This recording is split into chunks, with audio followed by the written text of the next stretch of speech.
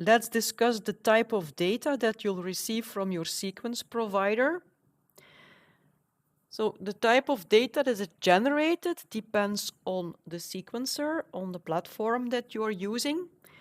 Illumina sequencers generate BCL files, but your sequence provider will convert them into FASTQ files using a tool called BCL to FASTQ that was developed by Illumina.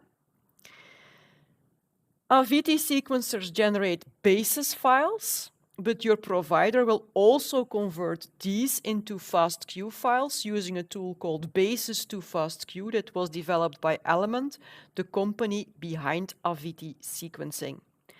So whatever platform you use, the result is the same. You will receive FASTQ files.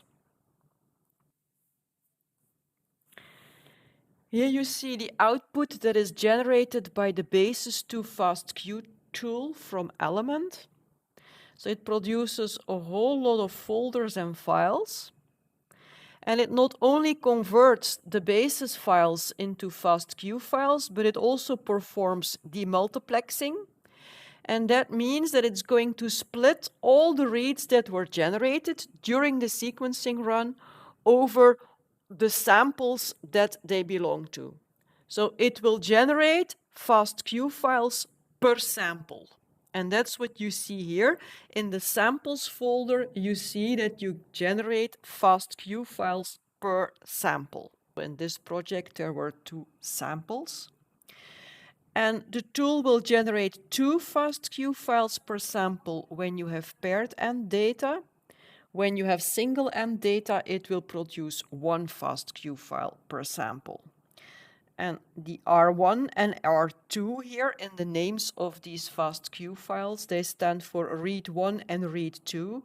So these are the forward reads and these are the reverse reads. He not only produces FASTQ files, he also produces an HTML file that contains a report describing the quality of your data, and additionally also 2 CSV files, as you can see here, that contain statistics on the quality of the sequencing. All the reads that could not be assigned to a sample during the demultiplexing will end up here in the unassigned FASTQ files. So when he demultiplexes, he looks at the sample barcodes. So each read contains a sample barcode. It's also called a sample index, and it's a small sequence that is specific for a certain sample. So when he reads the read, he looks at the corresponding sample barcode and sees which sample it belongs to. And in this way, he can say for every read, oh, you belong to sample 1 or you belong to sample 2. Now, sequencing generates a lot of sequencing errors, and these errors also occur in the sample barcodes. So this is why he allows one mismatch when he matches the sample barcodes that were generated during the sequencing with a list of the known sample barcodes that were used in the experiment. So the sample barcodes are added during the library prep, and he knows exactly which barcodes were added in your experiment. So he can match them, and during that match, he will allow for one mismatch. Now, if a sample barcode contains more than one sequencing error, it will not be matched with any of the barcodes from the list.